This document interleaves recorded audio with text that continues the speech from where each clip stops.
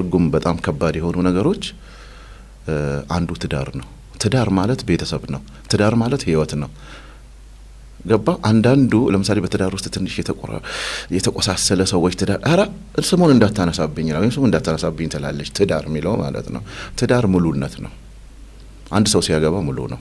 ሙሉ ለመሆን አንድ ሰው ምድር ላይ ቢያገባ የተሻለ ነው፣ የተባረከ ነገር ስለሆነ ማለት ነው። ትዳር እንደዚህ ወርድ ባይ ወርድ እንደዚህ በዴፊኒሽን መታስቀምጠው አይደለም። እያንዳንዱ ትዳር እያንዳንዱ ሚኒንግ አለው። ግን የሚያስማማን ትዳር ህይወት ነው። ትዳር ቤተሰብ ነው። ምክንያቱም ማንኛውም ሰው ከህይወትና ከዛ ነው የሚመጣው።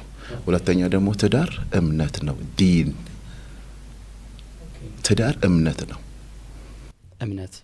እምነት ዲን ሃይማኖት ነው ትዳር። ትዳር ሃይማኖት ነው። ለምን መሰለ? የፈጣሪ ሰላምን፣ እዝነትን፣ ፍቅርን እዛ ውስጥ ነው የምታገኘው።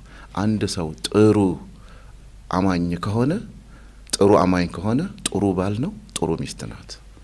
ስለዚህ እምነት ነው። ዲን ከዛ በኋላ ሃይማኖት ማለት ነው። እምነት ከዛ በኋላ ካራክተር፣ ዴይሊ የምንኖረው ነገር። አሁን ይሄ ዝም ብሎ ጥራዝ ነጠቆን ሃይማኖተኛ ነው ሚስቱን እየበደለ፣ ሃይማኖተኛ ነው ቤቱን እየበደለ አብሮ አይሄድም። ያጓድላል፣ አንዱን ክንፍ ይሰብራል። አንድ ሰው ጥሩ አማኝ ነው ማለት ካራክተሩ ጥሩ መሆን አለበት።